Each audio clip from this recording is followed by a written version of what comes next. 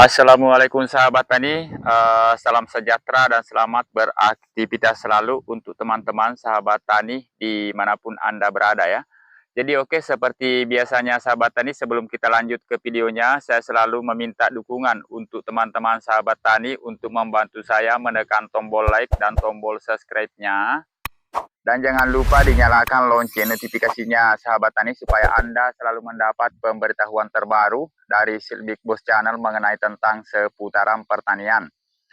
Jadi oke, untuk teman-teman sahabat tani, di kesempatan ini saya akan mereview atau menjelaskan mengenai tentang penggunaan dan dosis ataupun dengan rumput apa yang bisa diberantas dengan herbisida Aladin 865 SL. Jadi oke, jadi herbisida Aladin ini adalah dengan bahan aktif 24D di metilamina 865 G per L setara dengan 24D 720 G per L.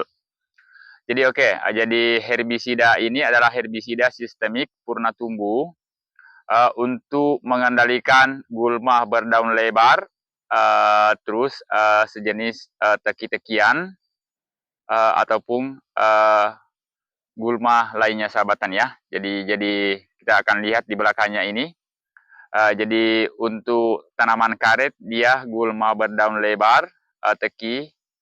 Terus untuk padi sawah gulma berdaun lebar dan teki.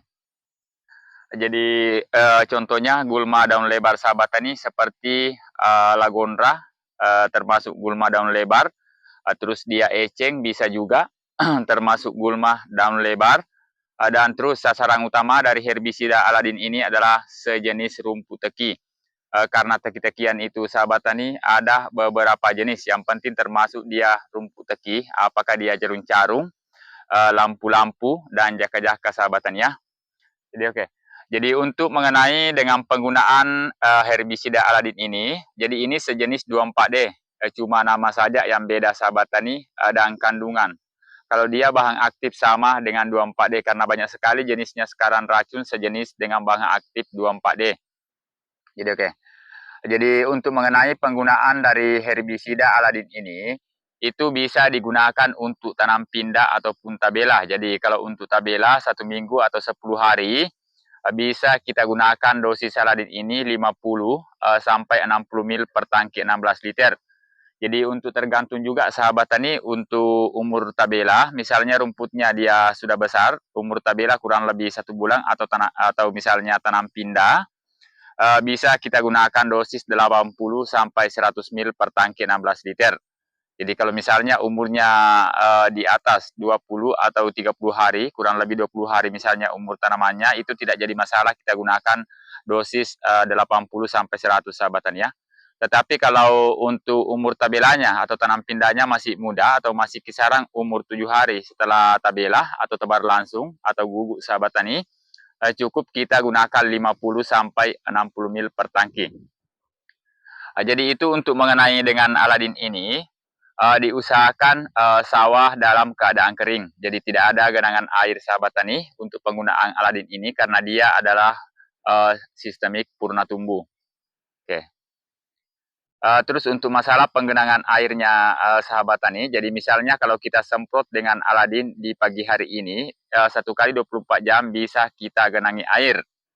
1 kali 24 jam maksimalnya itu paling lambat 2 hari setelah kita semprot. Tapi yang paling bagusnya 1 hari setelah kita semprot bisa kita genangi air. Jadi dan Aladin ini sahabat tani, dia sebenarnya semua jenis herbisida yang berbahan aktif 24D itu sahabat tani, pasti ada pengaruh sama tanaman padi kita. Tetapi jangan khawatir kalau kita berikan dosis tinggi ada pengaruh sama padi, itu tidak pengaruhnya tidak akan bertahan lama, mungkin kurang lebih 4 sampai 5 hari bisa pulih kembali. Oke, jadi itu. Jadi saya anjurkan untuk teman-teman sahabat tani, kalau umur padinya masih sekitaran 7 hari harus menggunakan 50 sampai 60. Tapi kalau dia di atas 20 hari bisa gunakan 100 ml per tangki 16 liter. Jadi ini langsung dari produk PT Agricon. Jadi oke. Jadi untuk teman-teman sahabat tani mungkin cukup sekian informasi dari saya, mudah-mudahan bisa bermanfaat. Dan jika ada teman-teman sahabat tani ingin bertanya mengenai tentang seputaran pertanian, bisa tinggalkan komentar di kolom komentar, terus bisa juga melalui chat WA pribadi saya, yaitu ada saya cantumkan di deskripsi. Jadi oke, untuk teman-teman sahabat tani, cukup sekian informasi dari saya. Selamat beraktivitas selalu.